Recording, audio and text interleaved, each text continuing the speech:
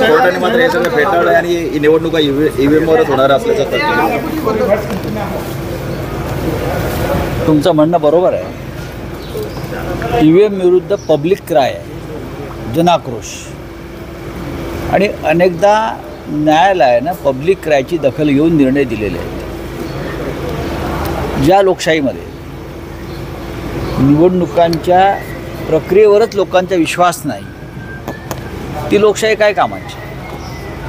तुम्ही बॅलेट पेपरवरती निवडणुका घेण्याची मागणी मान्य करत नाही, व्हीव्हीपॅटची मागणी मान्य करत नाही.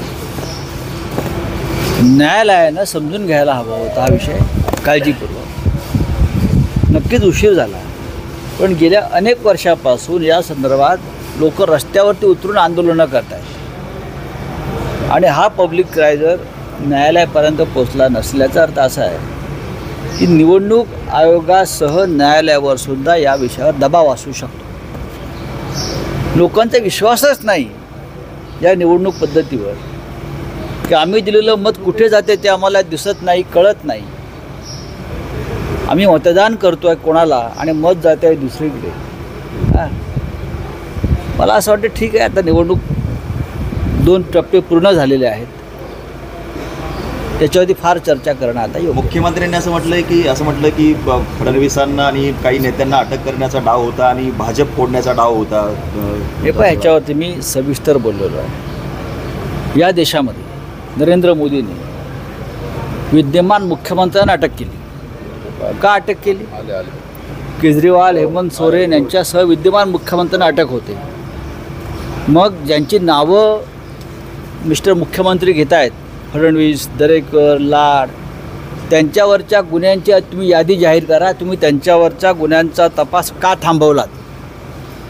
फडणवीस हे गृहमंत्री असताना त्यांनी विरोधकांचे फोन बेकायदेशीरपणे टॅप केले, पोलीस अधिकाऱ्यांना हाताशी पकडून. जागतिक स्तरावरचा गुन्हा आहे. जगात जर कुठे असं घडलं असतं एव्हा ती व्यक्ती तुरुंगात असते. पण फडणवीसांनी सत्तेवर येताच तपास थांबवला. तपास चालू द्यायला हवा होता, गुन्हा रद्द केला.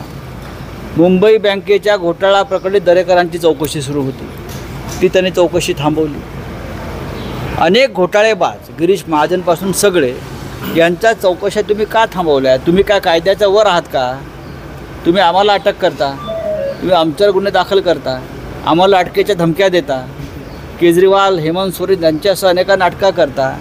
मग तुम्ही काय वरच्या झग्यातून पडलेले आहेत का? तुम्ही कोण आहात? कायदा हा सगळ्यांसाठी समान आहे. तुम्ही अद्याप संविधान बदललेलं नाही, आम्ही तुम्हाला बदलू देणार नाही. मिस्टर फडणवीस आणि मिस्टर शिंदे, हे लक्षात घ्या.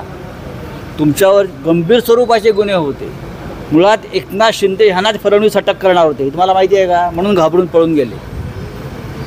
हे डरपोक लोक आहेत. हे अटकेला घाबरले. आपल्यावरचे जे गुन्हे, चौकशी याला घाबरून हे लोक सरकार आमचं त्यांनी पाडलं.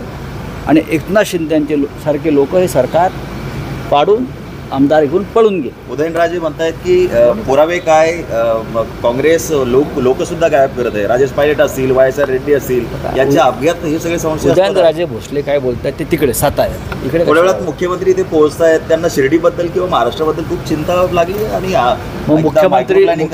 मुख्यमंत्री आमच्या मागे धावत येत आहेत, आम्ही आलो आहे म्हणून. आम्ही इथे काय करतो पाहण्यासाठी.